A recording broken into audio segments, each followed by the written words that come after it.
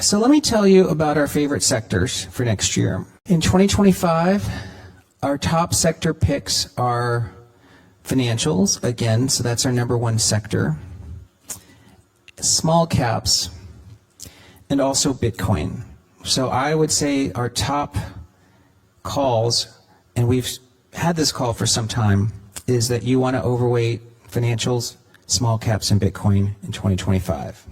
In today's market analysis, we're diving into the investment insights of none other than Tom Lee, the head of research at Fundstrat Global Advisors. With 2025 just getting started, Lee has made some bold predictions that could shape your investment strategy this year. In a recent interview, Tom Lee shared his investment outlook for 2025, highlighting three key areas of opportunity: financials, small cap stocks, and Bitcoin. Before we delve into the video, if you want the latest crypto news, market updates, and expert insights from the top minds in the industry, be sure to hit that subscribe button and turn on notifications. Stay informed, stay ahead, and never miss an opportunity in this ever-changing world of the financial market. Thank you for subscribing to our channel. Tom Lee anticipates that supportive actions from the Federal Reserve, such as interest rate cuts, coupled with pro-business policies from the incoming administration, will bolster business confidence and earnings. This environment is expected to benefit the financial sector, making it an attractive area for investment in 2025. Lee emphasizes that the anticipated resurgence of animal spirits, a term describing increased business confidence and investment, will particularly benefit small and mid-cap companies. He suggests that this could lead to broader market participation in 2025, with small-cap stocks poised for significant growth. Maintaining a bullish stance on cryptocurrencies, Lee projects that Bitcoin could reach $250,000 by the end of 2025. He attributes this potential surge to factors such as the upcoming halving event, which reduces the supply of new Bitcoins, and a more favorable regulatory environment under the new administration. Let's watch Tom Lee's full video presentation. Let's start by looking at what we've recommended over time. In 2021, the S&P was up 27%, and we recommended investors buy consumer stocks, energy, and industrials. And by the way, energy outperformed, rose almost 40% that year. In 2022, the market was down 20%, but our top sector pick was energy, and energy was up 59%. So even though the market was down in 2022, we identified the best performing sector at the start of that year. So energy outperformed by almost 80%. In 2023, the S&P was up 24%. But at the time, we had said that technology should lead and that FANG could be up 50%. And as you can see, in that year, technology outperformed, was up 57%. This year, the S&P is up 27%. At the start of the year, our number one sector pick was financials. And as you can see, financials outperformed the S&P. In fact, financials are outperforming the NASDAQ this year. In 2025, our top sector picks are financials, again, so that's our number one sector, small caps, and also Bitcoin. So I would say our top calls, and we've had this call for some time, is that you want to overweight financials, small caps, and Bitcoin in 2025. This is very similar to the view from our other research teams. Our technical strategist is Mark Newton, and his favorite sector next year is industrials and tech and financials. And our quantitative strategist sees tech, financials, and utilities. So we are in agreement that financials, tech, and industrials should outperform.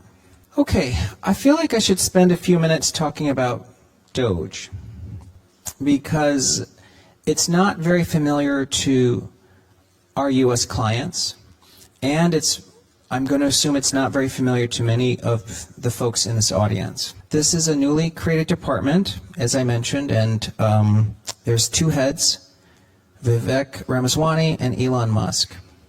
This department actually has no executive powers.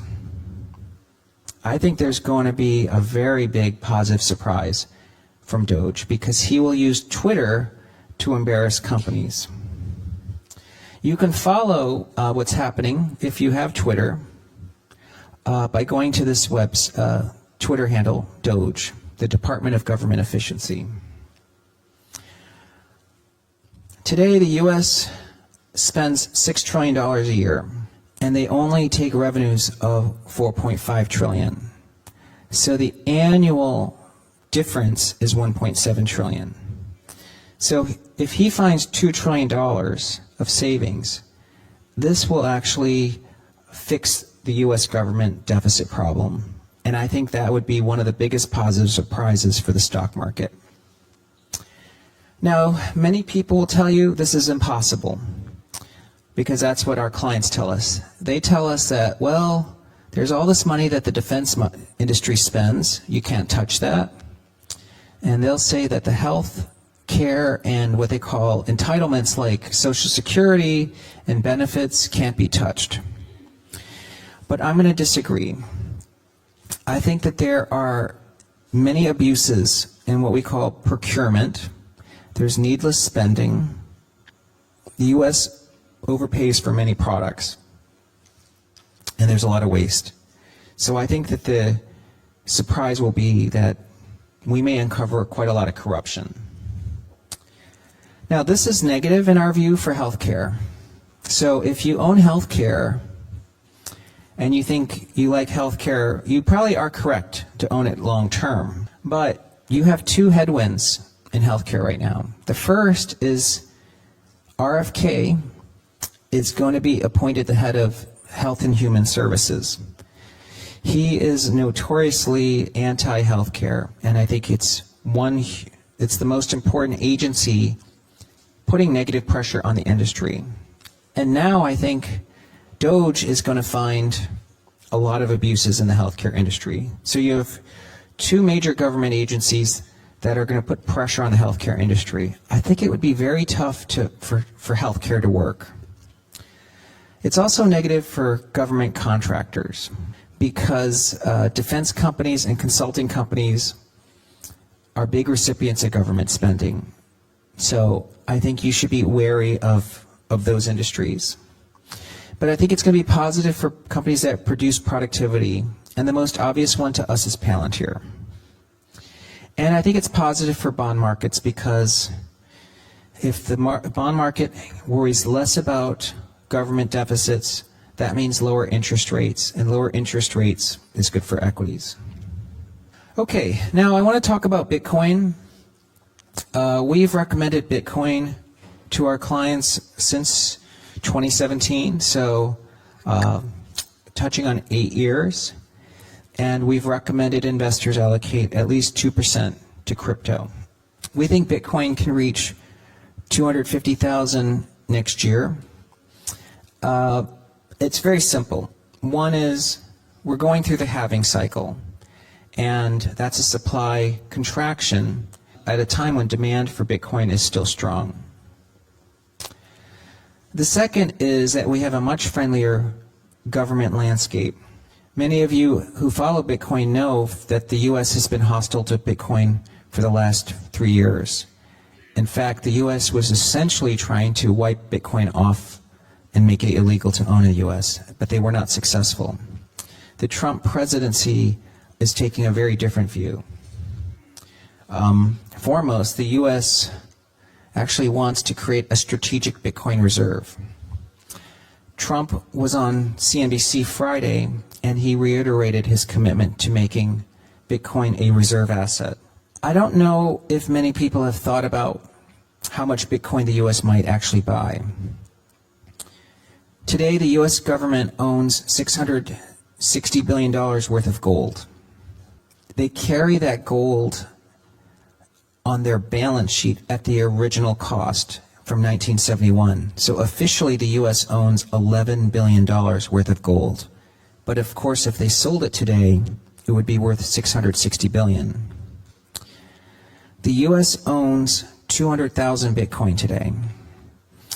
And in order to establish a strategic reserve, they've talked about increasing that total holding to 1 million Bitcoin, or buying roughly 800,000 additional Bitcoin at a cost of about $80 billion. The U.S. only has to sell 15% of its gold holdings to fund that purchase of Bitcoin. Well, this is what makes me think about this important chart. Today, the value of gold is $18 trillion. And the total value of Bitcoin is $2 trillion. If the U.S. is going to hold a strategic reserve of Bitcoin, it should own at least 10% of its value of gold in Bitcoin. That's about $70 billion worth. That's why I think over time, we have to think about where Bitcoin is going. We've used this view for some time, but we believe Bitcoin replaces gold. I think many of you believe that too, because it's quite useful. And if that's the case, if Bitcoin had the same value as gold, it would be worth $950,000 today. And that's more than 10 times higher than the current price of Bitcoin. We think the price of gold will rise over time, and that means that Bitcoin probably gets closer to 2 million or more. Tom Lee's insights are not just speculative. They're backed by historical trends and current market dynamics. He believes that after 2 consecutive years of strong performance in the stock market, 2025 will continue this momentum, albeit with some volatility later in the year. In summary, Tom Lee's 2025 investment recommendations focus on leveraging the anticipated economic policies and market dynamics to capitalize on opportunities within the financial sector, small cap stocks, and Bitcoin. Are you ready to take advantage of these insights? Make sure to like this video, subscribe for more investment tips, and comment below on how you plan to invest in 2025. Remember, knowledge is power when it comes to investing.